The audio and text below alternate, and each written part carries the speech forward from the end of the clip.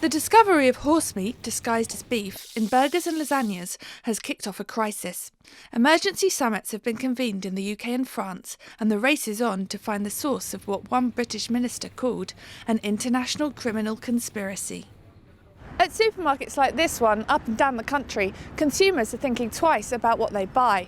Products now known to contain horse meat have been taken off the shelves. But as we await further DNA tests, no one can be sure what's in their food. So what do the shoppers on London's Old Kent Road think of the scandal? Not a great deal, to be honest, because I don't eat much Findus goods.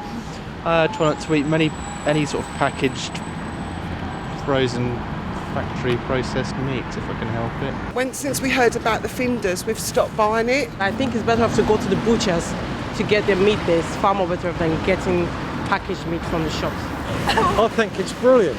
Why do you Because for years people have been conned by this horrible, pie, rubbish food, absolute rubbish food, let's be honest. Some of the more regular ready meal eaters aren't too fussed or think consumers can't afford not to buy bargain basement food. I buy shepherd's pies and things like that, and obviously I do look what's in them, but obviously with this horse meat scare, it doesn't really bother me. Some people are on low income, so I don't think they will stop buying cheap, They will still buy. Isn't horse meat safe for people to eat? Other countries eat it. What's wrong with our country eating it? So as long as they say on the packet what it is, then hey, why not? During the war, we didn't know what we were eating. We might have been eating horse meat all the time, mightn't we? We don't know. The rising cost of food may be one reason why the horse meat got in the supply chain in the first place. Chains have got much more complex as companies switch suppliers to save every last penny. One guy's talking about how you see all the chiller trucks lined up just waiting for the call. Am I going there? Am I going there?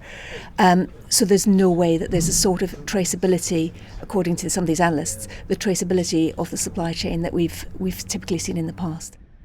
Brits may find horse meat a bit distasteful, but so far nothing has been found that could actually harm your health. However, that doesn't mean it won't damage the market.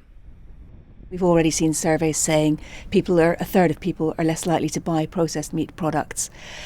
Longer term, or even already, we're seeing all these companies doing a lot more testing. Obviously before, no one was even thinking to test for horse DNA.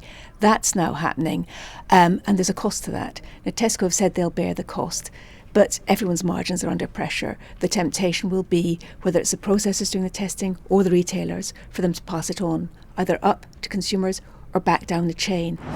Food companies now have to strike a careful balance between rebuilding trust while making sure they don't push their prices too high. Meanwhile, politicians will not escape the line of fire as people ask why the regulators did not catch the runaway horse. Hannah Kuchler, Financial Times, London.